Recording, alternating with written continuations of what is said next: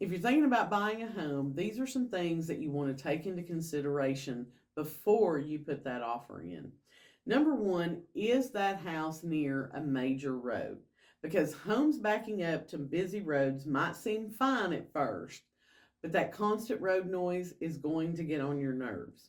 And you're going to be worried about the safety of your kids if they're of that age where they're going to be out riding bikes, playing in the yard, whatever.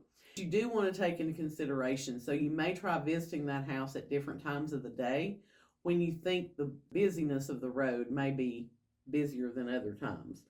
Second thing that I would try to avoid if I were you is buying a poorly flipped home. So obviously flipping has become a big thing in the past 5, 6 years.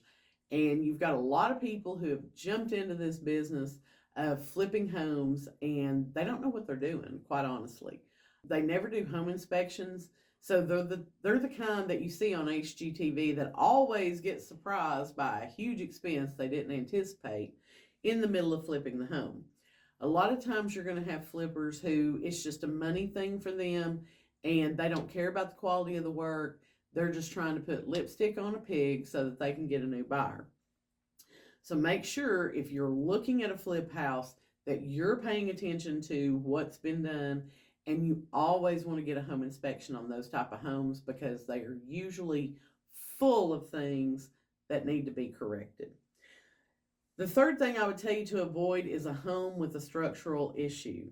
Now, if you're going to be financing it, you're not going to be able to finance it until that structural issue is corrected anyway.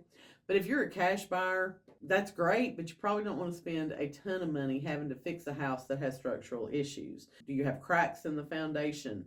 Are there trusses that's been cut up in the attic? Those can be costly things to repair after you purchase the home. You want to try to avoid, especially if you're a first-time home buyer, I would encourage you to avoid homes that are going to need a lot of the big ticket items within 5 years of purchase. So what are your big ticket items? That's going to be HVAC, that's going to be roof, that's going to be water heater.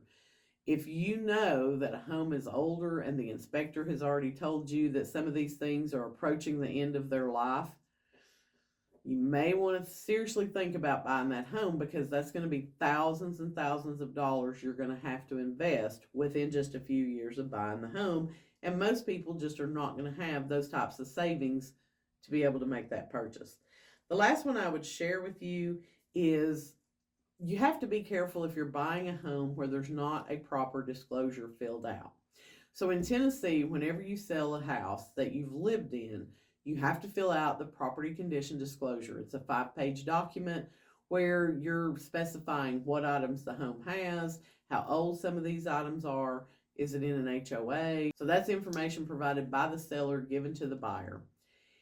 If someone has not lived in that home for the past 3 years, they don't have to fill out the property condition disclosure. So if it was a rental home, they fill out the exemption form that says, hey, I've not lived in this house in 3 years. I have no idea.